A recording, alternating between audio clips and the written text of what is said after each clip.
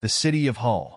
Despite being England's 10th largest city, the northeastern city of Hull is geographically somewhat out on a limb, one of those places most people rarely have cause to travel through. The area of Hull where the fire took place, around half a mile west of the city center, was a poor, run-down area, and much of its community spirit had been eroded down the years due to the poverty, unemployment, and crime that had been spreading ever since the city's decline as a major fishing port had set in during the early 1970s.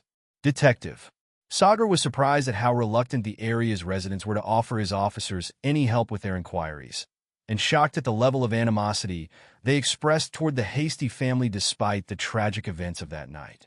The Hasties were a family whose reputation preceded them.